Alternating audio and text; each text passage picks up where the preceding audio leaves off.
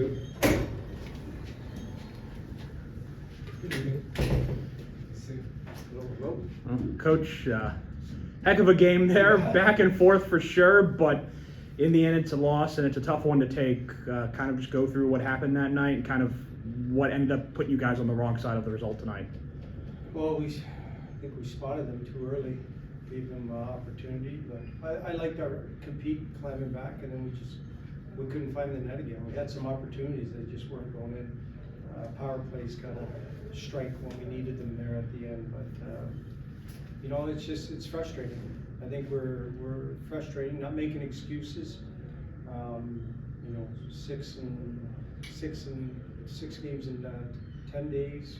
We travel right after the break. I think a lot of those kids are not used to that. So now it's I got to find ways to rest them and get them amped up again for the next couple of games here.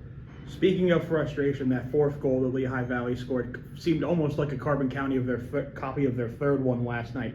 Is there frustration from you guys with kind of the struggles you've had with the long change period a little bit, and that there are a lot of examples of you guys getting stuck in the zone and then letting up those big goals? It's mental, right? It's tired mistakes. It's not getting a puck out on the wall. All we have to do is throw a puck up over the blue line or get a puck deep, and it's not back in our end, and maybe we can get a change. But we fluff on the puck, or it hits a shin pad, it goes back in our end, and now we're scrambling to recover, and then next thing you know, it's bang bang, it's in the back of your net. So you know, these are things we can work on them all we want in practice, but they know what to do. It's just I think it's just mental and tired mistakes. Caden Bolson came in for Alex Suzdalev tonight, was effective, scored a goal. Yeah. But what was the decision to take out Suzdalev last night? It seems like he had a good last couple of games. What was the choice to sit him tonight instead of someone else? You know, it's like when I put Sudsy in there earlier on the year, I was putting him on the fourth line, and he can't play fourth line. That's not his game. He's got to play in the top six. So Bolson, I didn't want to do that to him, being in his first game with us. I wanted to put him in a good situation for himself. So the guy to come out would be Sudsy. Was that the right call? After watching some guys up there tonight, maybe it wasn't, but that's my decision, and you know, I'll stick with it. But Sudsy, I'll get him back in. He knows that, and I thought Bols had a good showing. Washington has a roster decision to come up to make. It looks like Connor McMichael's going to be healthy. You're going to get Garen Bjorklund back since Charlie Lindgren's healthy. But because McMichael's healthy, Washington's going to be healthy for the first time up there for the first time in well over 4 months. A roster player has to come down from there. Has management from up there talked to you at all about someone they're thinking of sending down? Have you thought about that at all? Or no, I'm trying to just work with what I have here. Obviously, any help we could get right now is going to be, we'll take it. But what we have here is young group, couple of vets, and you know, I think they work hard enough to win games. It's just we got to work a little smarter. That's Coach, in some of your post-game in the locker room videos, you'd say the team is too dumb to quit. Would you qualify this game as one of those, down 4-1? Yeah, they kept coming, right? And when you know, a lot of people are asking me about this too dumb to quit thing. It's not a knock on them being actually dumb. It's just they're relentless. They don't quit. You know, it's just a saying I came up with.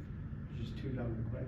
Like there's teams you can play over the course of the season, and you get them up 4-1, and they'll just lay down, and the game's over.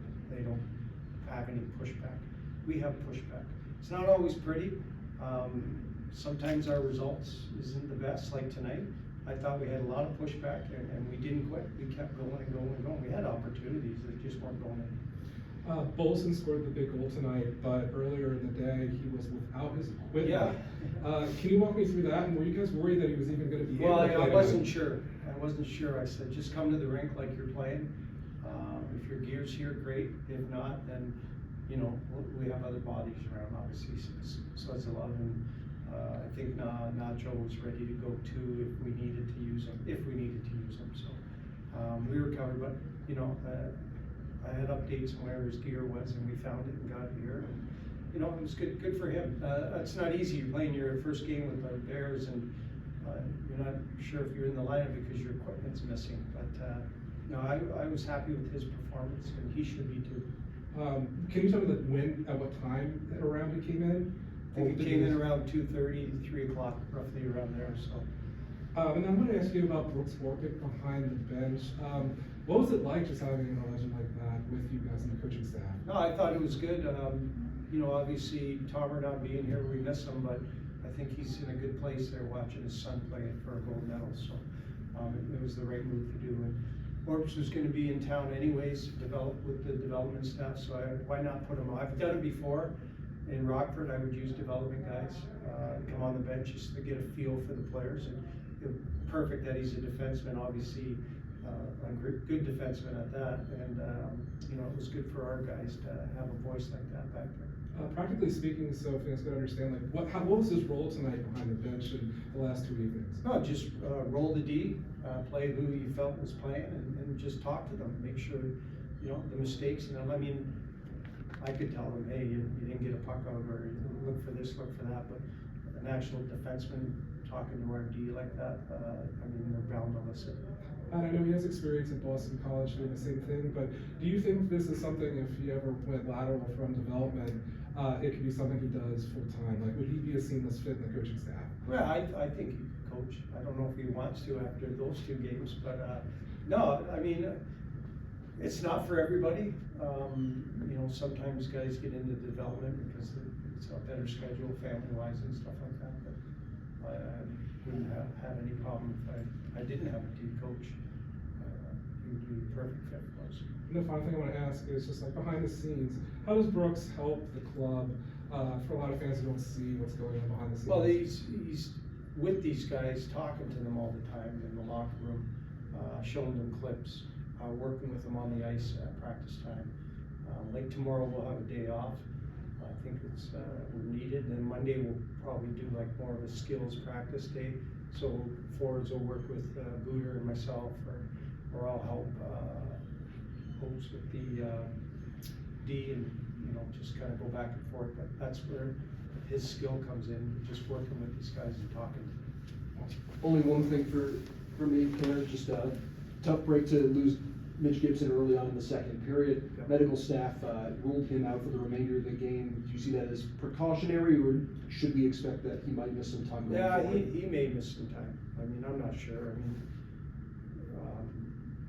you know, he got his bell rung there pretty good, but you know, but that's, you know, it's crazy. We've had, I think, 7 concussions playing against this team, and yes, I think last game was the first call out of all 7. So, I mean, you know, Lehigh, they got a big club, they play hard.